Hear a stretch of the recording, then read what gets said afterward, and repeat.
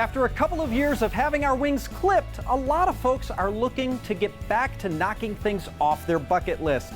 A common one, hot air ballooning. So Jackie Denker gets an idea of what to expect straight from a balloon pilot. People love hot air balloons for many reasons. They're massive, majestic, and they take you up, up, and away in a basket. The second you leave the ground, it's peaceful, you're moving with the wind, and it just feels like you're no longer tied to the earth. But there is more to these amazing aircrafts than meets the eye. So to learn more about the oldest form of human flight, we spoke with hot air balloon pilot David Adler. Lifting off with the first passengers in a hot air balloon are not who you may think. Believe it or not, the first passengers was a duck, a rooster, and a sheep. What?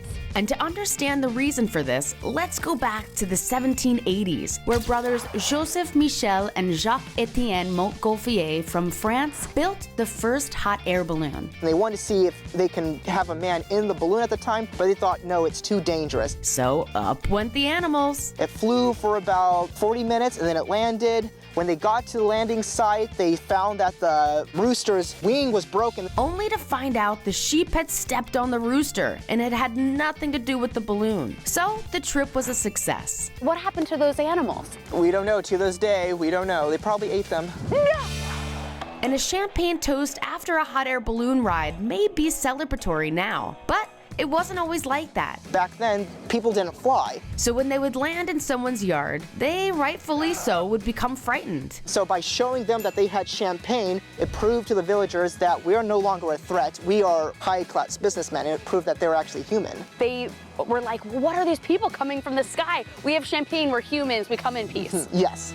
And story has it that there was even a duel that happened in hot air balloons. Apparently, and I don't know if this is true, it could be a wives' tale. Okay. But in 1808 in France, there was two men who were fighting over this famous opera dancer. Supposedly, they decided to duel over her, and they seriously took it to a whole nother level. They flew two gas balloons, and they took up with them a blunderbuster, which in those days, it's a kind of a handheld cannon in those days. Okay. And they wanted to duel to the death to see who could get the girl.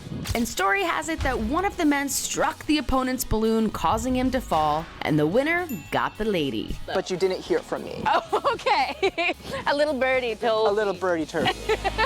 Finally, hot air balloons can get pretty darn high. So the record right now is about 68,000 feet. And at that altitude, the passengers needed to use oxygen up there. From the Federal Aviation Administration standpoint, anything after 12,500 feet, you're going to start to need oxygen. Got it. And let's talk about how big the balloons are. Typical balloons around 77,000 cubic feet to 90,000. A cubic foot's around the size of a basketball, so that's 90,000 basketballs. That's insane. It is. Getting a higher education by learning amazing facts about hot air balloons.